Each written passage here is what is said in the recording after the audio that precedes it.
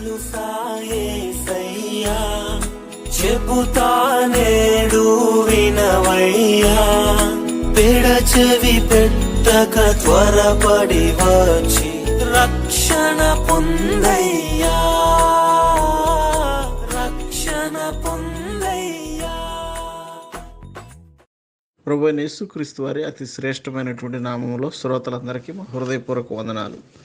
యోహాను సువార్త 11వ అధ్యాయము 1-2 వచనాలు ఇలా చదువుతున్నాం. మరియా ఆమె సహోదరి అయిన మార్త అనువారి గ్రామం అయిన బేతనీయలోనున్న లాజరు అని ఒకడు రోగి ఆయను. ఈ లాజరు ప్రభువునకు అత్తరు పూసి తల వెంట్రుకలతో ఆయన పాదములు తుడిచిన మరియకు సహోదరుడు. ఈ వాక్యంలో మరియను గురించి కొన్ని మాటలు మనం చదువుతాము. ఈ మరియయే పాపాత్మురాలైనటువంటి స్త్రీ. ఒక రాత్రి ప్రభువు తన శిష్యులతో కలిసి భోజనమునకు కూర్చొని ఉండగా ఎంతో విలువైనటువంటి అచ్చజటామాంసం అత్తరును తీసుకుని వచ్చి ఆ అత్తరును అనగా 300 దేనారములు విలువ కలిగినటువంటి అత్తరును ఆయనపై పోసి తన పాపానికి ప్రాయశ్చిత్తం చేసుకుంటూ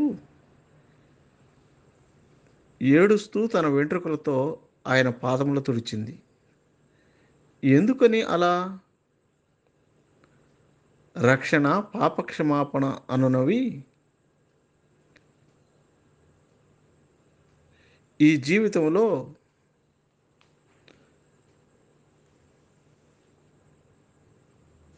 వెలగలిగిన వాటన్నిటికీ కూడా మించినవి.